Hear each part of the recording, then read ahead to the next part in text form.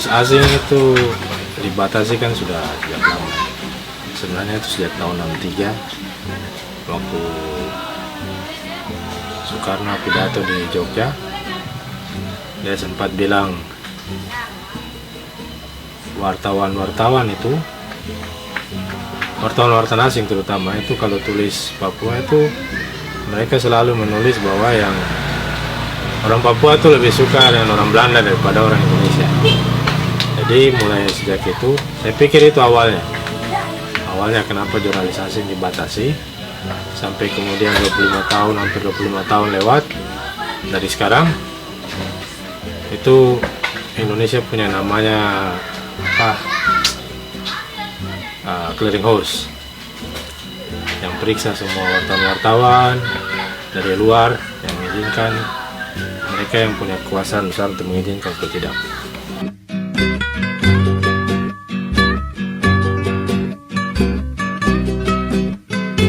Tahun 2015 lalu Presiden Jokowi itu kan sudah umumkan bahwa wartawan asing bebas masuk Papua. Tapi menurut saya mungkin Indonesia ini punya banyak presiden.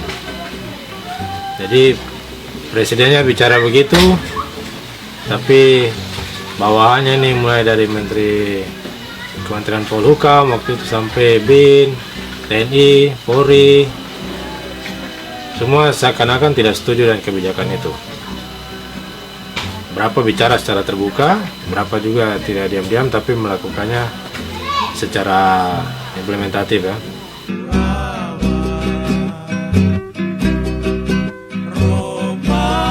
Saya sendiri tidak tahu apa latar belakangnya, tapi kalau menurut saya ya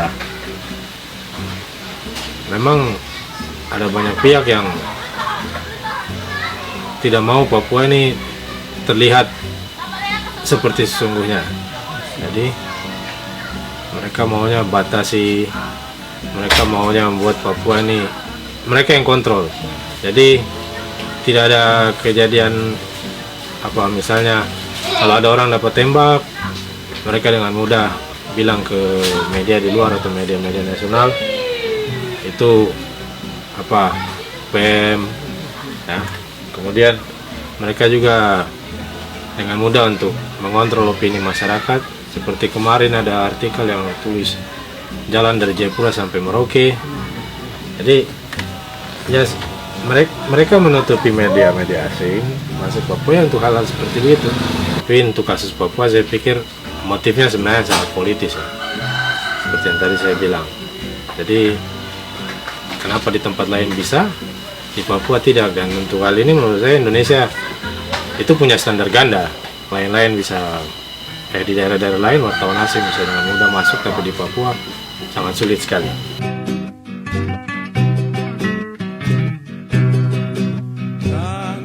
Memang ada wartawan-wartawan yang masuk juga dengan tujuan lain ya. Karena wartawan itu yang paling mudah menjadi apa saja. Dia bisa menjadi intelijen, dia bisa menjadi orang biasa, dia juga bisa banyak hal yang bisa dia lakukan, menyamar lah begitu ya. Mereka juga kalau masuk seharusnya melalui jalur yang benar, supaya kalau mereka dilarang itu jelas. Kalau misalnya wartawan yang masuk sebagai turis dengan visa turis kemudian melakukan praktek jurnalistik di sini, ya jelas itu bertentangan dengan hukum. Kalau mereka kemudian dideportasi, secara hukum Indonesia itu bisa dibenarkan, tapi secara kebebasan pers itu menurut saya tidak bisa dibenarkan.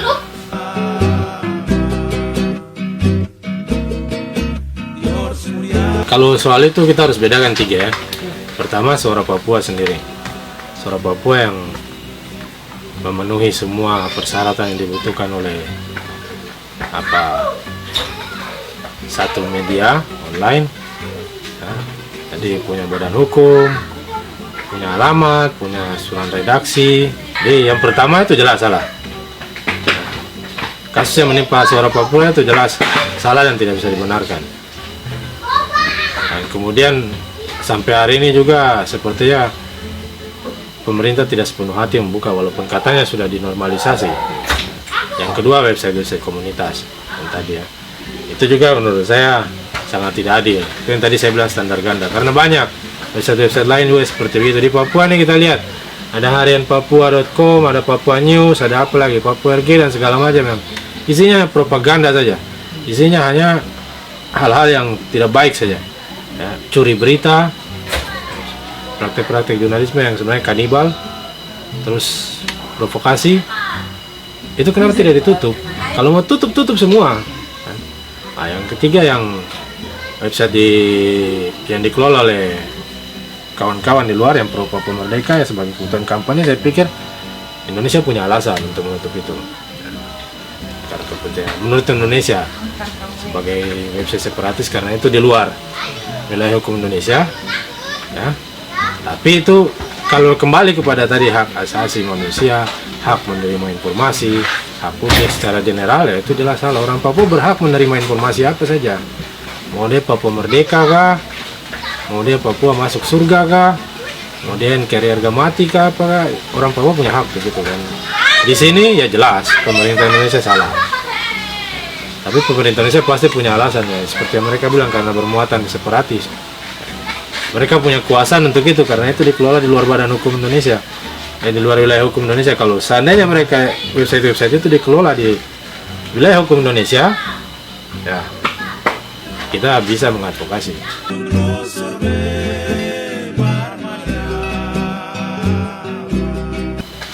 Saya sudah kerja lama jadi wartawan. Dulu seperti begitu, intimidasi segala macam itu. Tapi lama-lama orang akan apa ya? Kalau segan tidak juga, paham tidak juga, tapi lama-lama mereka akan tahu.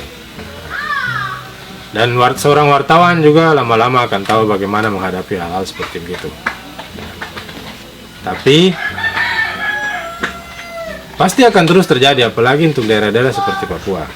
Nah, cuma yang saya mau tekankan di sini itu intimidasi dan diskriminasi terhadap wartawan-wartawan asli Papua dan wartawan-wartawan yang bukan asli Papua. Itu yang kalau intimidasi dan kekerasan terhadap jurnalis, saya pikir terjadi di mana saja. Walaupun itu tidak boleh terjadi, tapi pasti akan terjadi. Dan itu harus dilawan. Tapi untuk Papua ya sebenarnya intimidasi dan diskriminasi itu ya terjadi pada wartawan-wartawan asli Papua. Jadi kalau wartawan-wartawan asli Papua misalnya berusaha mengkonfirmasi atau sedang meliput dalam demo, itu selalu dianggap sebagai pendemo. Kadang-kadang kalau ada kacauan ya mereka jadi korban. Kan ada yang dibawa sampai ditahan di sel, dipukul, dicekik, ditodong senjata. Nah, menurut saya karena mereka orang asli Papua. Saya belum pernah dengar ada wartawan yang bukan orang Papua yang sampai ditodong senjata. Atau kalau dipukul mungkin ada, tapi kalau sampai ditodong senjata, apalagi teriak-teriak seperti separatis dan segala macam, saya belum pernah dengar. Dan itu yang sebenarnya sebagai orang Papua ya kita harus lawan. Sebenarnya bukan sebagai orang Papua, saya sebagai semua wartawan itu harus dilawan. Tidak boleh beda-bedakan gitu. Dan teman-teman coba kalau wartawan Papua yang pergi tanya soal penembakan, dan tidak akan jawab. Tapi kalau wartawan lain, mereka akan jawab.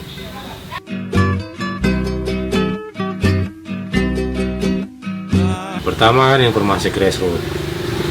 Yang kedua, media-media nasional ini kan ya biasanya memuat berita itu hanya yang isunya untuk kepentingan nasional saja. Tapi pembangunan terutama apa ya, kalau kita bicara isu atau kepentingan kan ada yang besar nasional, kemudian ada yang lokal. Nah, untuk yang lokal-lokal ini kan jarang mereka muat. Jadi apalagi misalnya kejadian penembakan, pembunuhan, ya apa, kekerasan terhadap orang-orang asli Papua, itu kan jarang sekali dimuat oleh media nasional. Nah, di situ pentingnya media-media lokal itu untuk ya menyampaikan hal-hal seperti begitu. Kalau media nasional sejauh ini saya tidak terlalu lihat perannya untuk isu-isu yang lokal seperti tadi. Menurut saya tidak terlalu besar. Mereka akan menindaklanjuti berita media lokal. Jadi Jadi ketika media lokal misalnya memuat berita tentang penembakan ini, baru mereka tindak lanjuti. Karena fokus mereka ya bukan pada hal-hal yang sifatnya sangat lokal. Itu. Jadi untuk media-media seperti Ruby, Suara Papua itu cukup penting untuk sampaikan hal-hal seperti itu, yang sifatnya sangat lokal.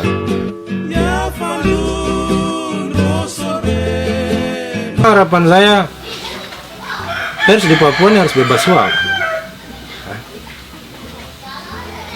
Jadi saya wartawan lama dan saya tahu itu semua. Bagaimana wartawan di Papua. Kalau ada yang mau membantai itu silakan.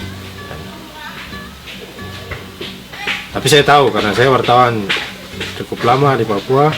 Saya tahu semua praktek-praktek itu, bagaimana wartawan-wartawan pada akhirnya menerima untuk menulis hal-hal yang positif saja karena mendapatkan imbalan. Nah, itu menurut saya itu hal itu yang paling pertama diberantas.